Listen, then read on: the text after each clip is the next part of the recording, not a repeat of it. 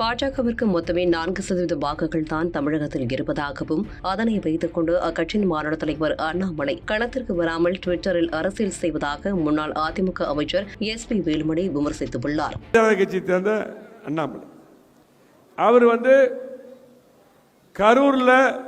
கரூர் சொந்த ஊர், கரூரில் போனவர் நின்னார். நம்ம கூட்டணி இருக்கும்போது வெற்றி வாய்ப்பு இழந்துட்டு இந்த தடவை ஏன் கரூர் நிற்காம கோயம்புத்தூர் வந்து நிற்கிறார். அது அவரோட இஷ்டம். சரி அவர் நமக்கு போட்டியாளர்களாக இல்லை, அதனால் அவரை பற்றி நம்ம பேச வேண்டிய அவசியம் இல்லைன்னு நினைக்கிறேன். அவர் நம்ம போட்டியாளரே இல்லை. பாரதிய ஜனதா கட்சி ஒரு 4%, 3%, 4% ஓட்டு தான் இருக்கு.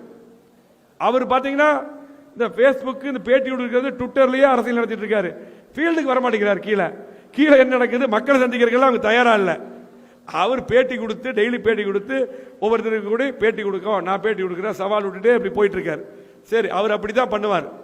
சரி, அவர் களத்தில் வரல, அவர் போட்டியாளராக கணக்கில் இல்லை. அவர் ஃபஸ்ட்டு என்ன பண்ணோம்னா, ஃபஸ்ட்டு எல்லா பூத்துக்கும் ஆள் போட சொல்லுங்க பிஜேபியில், அதுக்கு அவர் போட்டிக்கு வர சொல்லுங்க. செய்திகளை உள்ளது உள்ளபடி தெரிந்து கொள்ள ரெஃப்ளெக்ட் நியூஸை சப்ஸ்கிரைப் பண்ணுங்க.